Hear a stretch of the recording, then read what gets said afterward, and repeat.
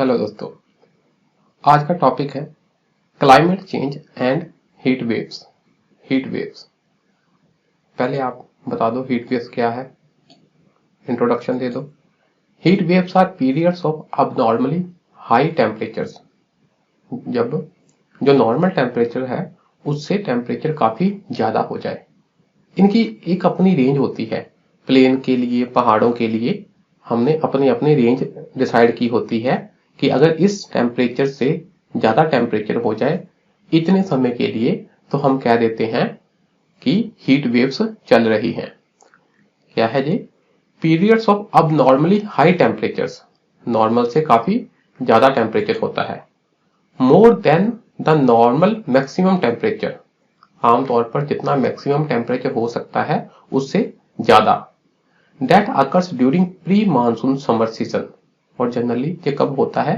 Pre monsoon, monsoon आने से पहले जो समर सीजन होता है तब ऐसी हीट वेव्स चलती हैं।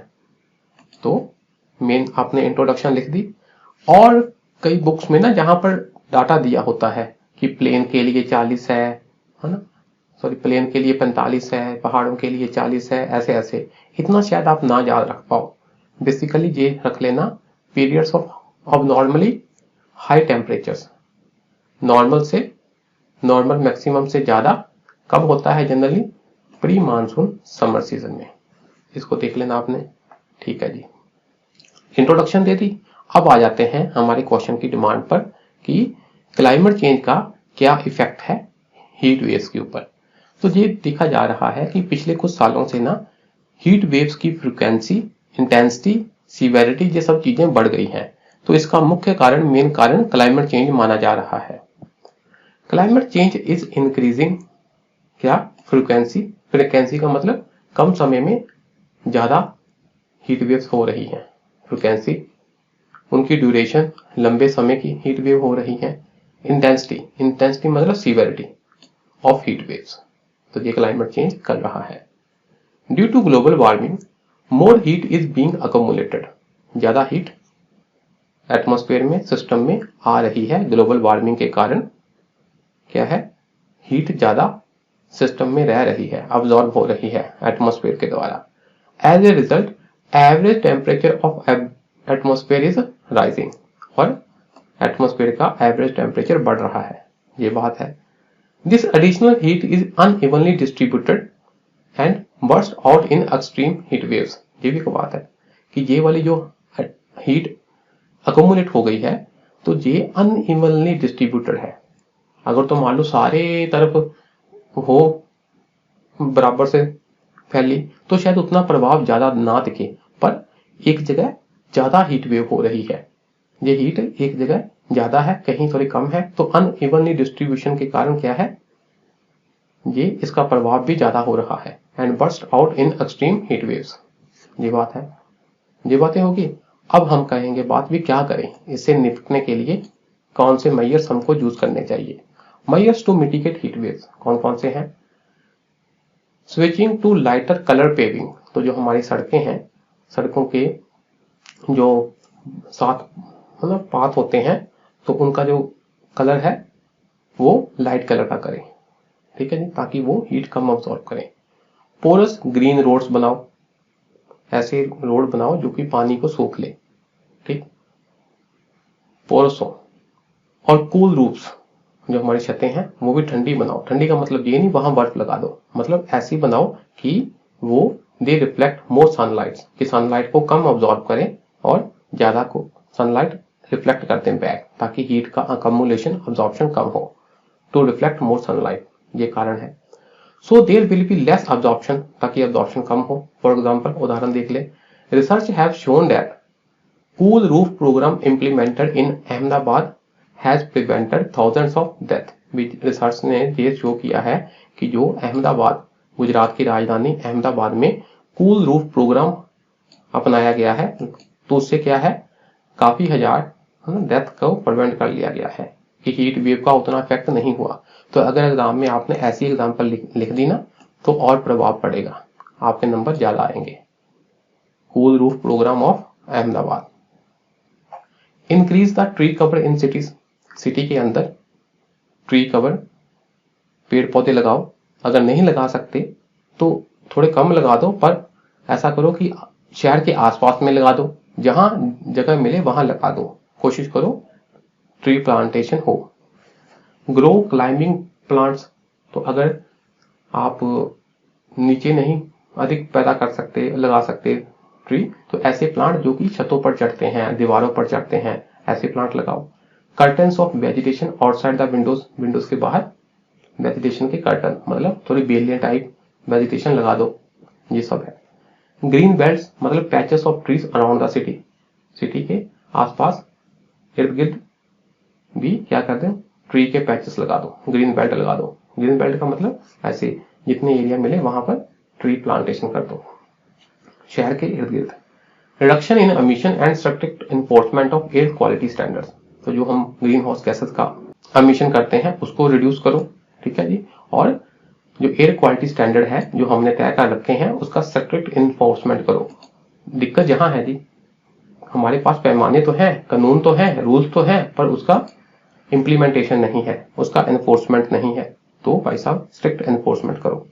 Proper early warning system for heat waves, अगर हीट वेव्स आ रही हैं उसके बारे में पहले से अर्ली वार्निंग सिस्टम हो, हमें प्रॉपर सिग्नल मिल जाए कि हाँ भी हीट वेव्स आ रही हैं, और उसको क्या करो, जनता तक चलता भी करना है, जनता तक वो इंफॉर्मेशन पहुंचानी भी है, ताकि प्रिकॉशनरी मेजर्स अपनाए जा सकें। Capacity building of heat wave professionals, तो हमारे पास जो हमने प्रोफेशनल रिक्रूट किए हुए हैं उनकी कैपेसिटी बिल्डिंग करनी। कैपेसिटी बिल्डिंग का मतलब उनको प्रॉपर ट्रेनिंग देनी, उनको प्रॉपर इक्विपमेंट देने, है ना। एंड लोकल्स, प्रोफेशनल के साथ साथ लोकल को भी, लोकल की भी कैपेसिटी बिल्डिंग करनी है। तो ये शब्द आपने जरूर लिखना, कैपेसिटी बिल्डिंग, ऐसे कीवर्ड्स नहीं मिस करने मीन्स में, ठीक है जी। To deal with heat wave related emergency, अगर इमरजेंसी आ भी गई तो उससे निपटा जा सके, ये बातें होगी। कम्युनिटी आउटरीच, जनता के पास जाए। Using various media, for example mass media का प्रयोग करें, सोशल मीडिया का प्रयोग करें, टेलीविजन, रेडियो, इन सब का प्रयोग करके जनता के पास इंफॉर्मेशन पहुंचाए। Engagement with civil society organisations and corporation among various agencies, जो वेरियस एजेंसी काम कर रही हैं, ठीक, इस क्षेत्र में, और सिविल सोसाइटी ऑर्गेनाइजेशंस है, इन सब में ठीक है आपस में एंगेजमेंट हो, कॉर्पोरेशन हो, ये सब चीजें। Preparation of heat stress index, ये भी है। एक आप इंडेक्स बना लो। इंडेक्स का मतलब आप पुराने डाटा से ऐसा वहां पर इंडेक्स बना लो कि हाँ भी कहाँ कितना हीट वेव आने की संभावना रहेगी। जहां पुराने डाटा से आप मॉडलिंग तैयार कर लो, भाई साहब जहां पर हीट वेव ज्यादा आती है, अगर जहां पर चाहे कम भी आए पर नुकसान अधिक कर सकती है, तो इस प्रकार से आपने इंडेक्स बना लेना है, ठीक। भी क्या क्या फ्यूचर प्रोबेबिलिटी हो सकती है। Using past climate data and determining city specific threshold, ठीक है ना। पहले का डाटा यूज करो पास्ट वाला, और पर्टिकुलर सिटी कितना हीट वेव सह सकती है, इन सब चीजों को ध्यान में रखते हुए क्या कर दो, हीट स्ट्रेस इंडेक्स बना दो। Proper identification of vulnerable areas, तो जहां जहां खतरा है, जहां जहां जो एरिया हीट वेव से अधिक प्रभावित हो सकते हैं उसको आइडेंटिफाई करो। एंड पॉपुलेशन, कौन सी पॉपुलेशन अधिक प्रभावित हो सकती है उसके बारे में पता करो। यूजिंग कैसे, GIS, geographical information system and satellite imagery, इन सब का यूज करके, रिमोट सेंसिंग का यूज करके ऐसे आइडेंटिफाई करो, so that targeted actions can be taken, ठीक है ना। तो हमको पता हो भाई साहब ये एरिया ज्यादा वल्नरेबल है, तो उस हिसाब से हम एक्शन उन एरिया पर ज्यादा फोकस करके अपनाएं।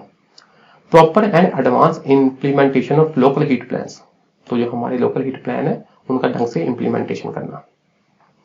बेटर प्लानिंग, बिल्डिंग रेगुलेशंस, है ना, हमारी जो बिल्डिंग है वो भी ऐसी बनानी है कि वो हीट वेव को सह सकें।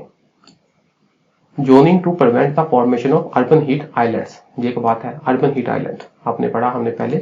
होता क्या है ना कि जो अर्बन एरिया होता है, क्योंकि वहां पर वेजिटेशन कम होती है, तो वो सूरज की किरणों को जो कंक्रीट है ज्यादा अब्जॉर्ब करता है, तो अर्बन एरिया के आसपास वाला एरिया क्या है, गर्म होता है, क्योंकि वहां पर CO2 भी अधिक निकलती है और अब्जॉर्प्शन होती नहीं, तो अर्बन वाला एरिया अपने आसपास वाले एरिया से ज्यादा गर्म होता है, तो उसे कह देते हैं अर्बन हीट आइलैंड। तो ऐसे काम करो ताकि अर्बन हीट आइलैंड कम बने। Allocation of resources and proper budgetary support to deal with heat waves, proper resource और बजट ये प्रोवाइड करो ताकि हम अच्छे ढंग से डील कर सकें। किससे? हीट वेव से। Public messaging using radio, TV, text messages and alerts. जनता के पास इन मीडियम का यूज करके आप उनको मैसेज दो कि हाँ भी हीट वेव आ रही है, नहीं आ रही, अगर आ रही है तो कितनी सीवियर हो सकती है, तो उनको बताओ भी क्या क्या प्रिकॉशंस लेने हैं। Promotion of traditional adaptation practices such as staying indoors and wearing comfortable clothes. घर के अंदर रहो और कंफर्टेबल क्लोथ्स पहन के रखो। Design features of buildings. Building को ऐसे डिजाइन करो कि हीट वेव का प्रभाव कम हो, जैसे shaded Windows, underground water storage tanks and insulating housing materials. ऐसी चीजों का यूज करो। विंडो हमारी शेडो वाली होनी चाहिए। अपने पास क्या है, अंडरग्राउंड स्टोरेज वाटर का टैंक हो ताकि इमरजेंसी में पानी हम वहां से यूज कर सकें। और घर का मटेरियल ऐसे बनाओ दीवारों का कि वो इंसुलेटिंग हो, वो क्या करे, हीट का ट्रांसफर अधिक ना करने दे। ऐसी चीजें होनी चाहिए। ये बात होगी जी। आगे है जी impacts of climate change on India. Important point है कि इंडिया के ऊपर क्लाइमेट चेंज का क्या इम्पैक्ट हो सकता है। तो पहले आपने थोड़ी इंट्रोडक्शन देनी है, फिर इम्पैक्ट के बारे में बता देना है, फिर बता देना क्या क्या करना चाहिए और एक आध लाइन में कंक्लूड कर देना है। Due to human induced global warming, human induced इंसान के पंगों के कारण ग्लोबल वार्मिंग हो रही है। तो फिर and other pollution, climate of earth is changing, earth का क्लाइमेट चेंज हो रहा है। तो क्लाइमेट चेंज के बारे में बता दिया हमने क्या होता है। This large scale change is bound to affect life on earth. तो इससे क्या है, अर्थ के ऊपर लाइफ अफेक्ट होगी ही होगी। ठीक है जी। तो क्या इम्पैक्ट हो सकता है, impact of climate change on India. तो जो क्वेश्चन की डिमांड है अब उस बॉडी पार्ट पे आ जाते हैं हम। लिख दो जी पॉइंटों पर। India has long coast line, कितनी बड़ी कोस्ट लाइन है इंडिया की। ठीक, इसके कारण क्या होगा, तो जब सी लेवल राइज करेगा तो कोस्टल एरिया ज्यादा अफेक्ट होंगे। There is danger of submergence of coastal area due to sea level rise. तो सी लेवल राइज होगा जब ग्लोबल वार्मिंग के कारण, क्लाइमेट चेंज के कारण, तो क्या है, कोस्टल एरिया सबमर्ज हो जाएगा। तो वो टेक्निकल चीजें हम पहले पढ़ चुके हैं। तो अब क्या है, बस क्वेश्चन की डिमांड के हिसाब से हमें आंसर लिखने हैं। सी लेवल राइज कैसे होता है, कैसे ग्लेशियर पहले मेल्ट करते हैं, कैसे समुद्र में पानी आ जाता है, कैसे गर्मी के कारण पानी एक्सपैंड करता है, ये सब चीजें हम पहले पढ़ चुके हैं। लॉस ऑफ बायोडाइवर्सिटी होगी, एग्रीकल्चर प्रोडक्टिविटी में भी लॉस होगा। ठीक, तो ये सब चीजें इफेक्ट करेगी इंडिया को और मेजॉरिटी ऑफ पॉपुलेशन। ठीक है, पॉपुलेशन हमारी काफी ज्यादा है, उसको इफेक्ट होगा ही होगा। आगे है जी increasing frequency and intensity of natural disasters. जो कुदरती आपदाएं हैं वो ज्यादा आएंगी और ज्यादा सीवियर होंगी क्लाइमेट चेंज के कारण। जैसे अभी हमने हीट स्टॉर्म की बात पढ़ी, इसी प्रकार साइक्लोन्स की बात हो जाए, क्लाउड बर्स्ट का होना, तो ये जो नेचुरल डिजास्टर है उनकी फ्रिक्वेंसी और इंटेंसिटी भी बढ़ जाएगी। ये इंपॉर्टेंट पॉइंट है, मीन वो ज्यादा आएंगे और ज्यादा सीवियर आएंगे। Deteriorating water and air quality due to pollution, pollution के कारण पानी और एयर की क्वालिटी भी खराब हो जाएगी। सोचो कैसे, जब ज्यादा रेनफॉल होगी तो ज्यादा रन ऑफ होगा, वो रन ऑफ पानी में जमा हो जाएगा, है ना। अच्छा जी, पोल्यूशन के कारण एयर क्वालिटी भी इफेक्ट होगी। India is more vulnerable due to diverse terrain and rapid use of natural resources to meet the needs of economic development. हम क्या है, नेचुरल रिसोर्सेज का ज्यादातर यूज कर रहे हैं क्योंकि हम डेवलपिंग कंट्री हैं। अपने इकोनॉमिक डेवलपमेंट के लिए हमको क्या है, अधिक से अधिक नेचुरल रिसोर्स चाहिए और हमारी टेरेन क्या है, डाइवर्स है। देखो उत्तर भारत में पहले पहाड़ आते हैं, फिर प्लेन आते हैं, इधर दक्षिण में इधर राजस्थान में रेगिस्तान है, दक्षिण में पठार है ना, प्लेटू रीजन है, कोस्टल रीजन है। ठीक, और नॉर्थ ईस्ट में पूरा माउंटेन है, फॉरेस्टेड लैंड है। तो ये सब चीजें हैं, तो उस हिसाब से किसी न किसी प्रकार हमको इफेक्ट होगा ही होगा। India's monsoon is becoming more unpredictable. Monsoon पहले क्या था, हम प्रेडिक्ट कर सकते थे, पर अब क्लाइमेट चेंज के कारण इसकी प्रेडिक्टेबिलिटी इफेक्ट हो रही है। कभी एकदम ज्यादा बारिश आ जा रही है, फिर कितने टाइम पर क्या है बारिश नहीं होती। और क्या है, पहले बारिश का समय तय होता था, हाँ भी अब सितंबर तक बारिश खत्म हो जाएगी, अब क्या है अक्टूबर तक भी कभी कभी बारिश आ जाती है। ठीक, और समय से पहले भी आ जाती है। तो ये सब क्या है, अनप्रेडिक्टेबल हो रहा है काम, ये बातें होगी। और दूसरी बात क्या है कि about 60% of our agriculture is rainfall. 60% के करीब हमारी एग्रीकल्चर क्या है, वर्षा के पानी पर निर्भर है, रेन के ऊपर डिपेंडेंट है। तो अगर रेनफॉल अनप्रिडिक्टेबल हो जाएगी तो हमारी एग्रीकल्चर की इफेक्ट होगी, और एग्रीकल्चर इफेक्ट होगी तो हमारी पूरी इकोनॉमी इफेक्ट होगी। Agriculture is source of livelihood, तो लोगों के लिवलीहुड, रोजगार पर भी इफेक्ट होगा। Cropping effecting crop production and water resources adversely, ठीक है ना। तो जब पानी ढंग से नहीं आएगा, बारिश नहीं होगी, वैसे गर्मी बढ़ जाएगी, तो सबसे कारण क्या होगा, क्रॉप की प्रोडक्शन पर भी इफेक्ट होगा और वाटर रिसोर्सेज के ऊपर भी इफेक्ट होगा। तो क्या करना चाहिए, ऐसे आपने ना मिनिमम चीजें याद करके लिख देनी है, क्लाइमेट चेंज के ऊपर ये इफेक्ट होगा, और क्या मेजर्स करने चाहिए हमारी सरकारों को, क्या क्या उपराले करने चाहिए। Setting up of voluntary targets to tackle climate change in international forums. तो जहां पर पहले हम बात कर लेंगे मेजर्स टेकन, मतलब क्या हमने किया है, मेजर्स टेकन हमारी सरकार ने क्या किया है। तो हमने अपने से ही वॉलंटरी टारगेट तय कर रखे हैं डिफरेंट प्रकार के, जो इंटरनेशनल फोरम्स है, जैसे United nation framework convention on climate change है ना। तो इन सब के जो हमारी कन्वेंशन ऑफ पार्टीज होती है, हर साल मीटिंग होती है क्लाइमेट चेंज से निपटने के लिए, तो उसमें हमने क्या है, अपने आप वॉलंटरी टारगेट सेट किए हैं कि हम जिसे कहते हैं अवर नेशनली डिटरमाइंड कंट्रीब्यूशन टारगेट, कि हम इतना इतना इतना क्या है अपना एमिशन कम करेंगे, क्लाइमेट चेंज से निपटने के लिए हम ऐसे ऐसे ऐसे काम करेंगे। तो हमने पहले से ही टारगेट तय कर रखे हैं और बड़े अच्छे ढंग से इन टारगेट्स को हम अचीव कर रहे हैं। National action plan on climate change, national level पर हमने एक क्लाइमेट चेंज से निपटने के लिए प्लान भी बना रखा है, ठीक है। इट कवर्स 8 मेजर मिशंस, इसके तहत क्या है 8 मेजर मिशंस है, ठीक। इंक्लूडिंग, आपने ना आठों के आठों नहीं लिखने, इंक्लूडिंग लिखकर जितने आपको याद आए उतने लिख दो। सोलर के ऊपर है, एनर्जी एफिशिएंसी के ऊपर मिशन है, सस्टेनेबल हैबिटेट के ऊपर मिशन है, वाटर के ऊपर है, सस्टेनिंग हिमालयन इकोसिस्टम है, ग्रीन इंडिया के ऊपर है, सस्टेनेबल एग्रीकल्चर के ऊपर है, strategic knowledge on climate change के ऊपर है। तो इनके आपने 4-5 एग्जाम्पल लिख देनी है कि इन सब के ऊपर है। तो सारे के सारे जो मिशन का नाम है वो नहीं रट्टा लगाना, किस किस के ऊपर मिशन है वो लिख दो। सोलर के ऊपर है, एनर्जी एफिशिएंसी के ऊपर है, वाटर के ऊपर है, हिमालयन इकोसिस्टम के ऊपर है, इस प्रकार, ठीक। इससे आपको क्या है एग्जाम में याद रखने में आसानी मिलेगी। हर किसी के आप डिट्टो नाम नहीं याद रख सकते। जैसे मैंने कहा कि इंडिया की एग्रीकल्चर 60% से अधिक क्या है रेनफेड है, तो वो 62 है, 63 है, 65 है, एग्जैक्ट आप शायद भूल जाओ तो अबाउट 60 लिख दो, मोर देन 60 लिख दो, जो अगर ऐसे कुछ, तो जनरल से लाइन अधिक लिखनी है आपने मेंस में।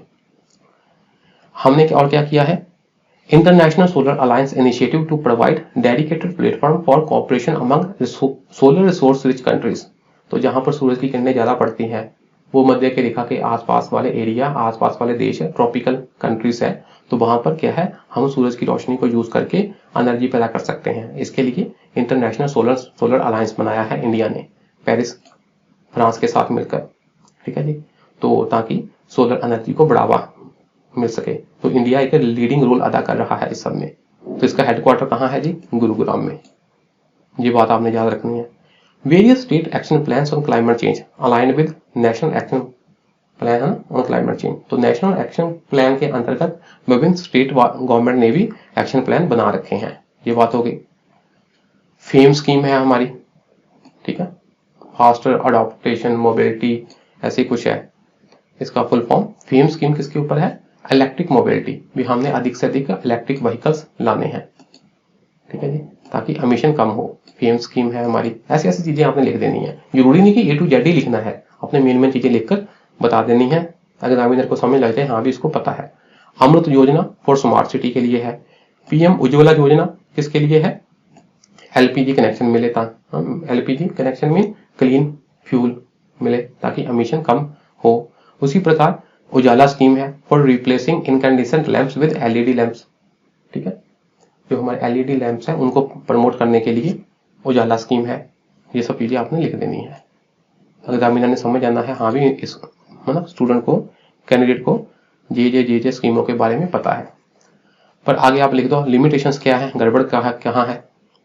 Recent natural disasters for example floods, droughts etcetera, ये सब आ रहे हैं, कहीं बाढ़ आ रही है, कहीं ड्रॉट्स आ रहे हैं, इसका मतलब गड़बड़ है।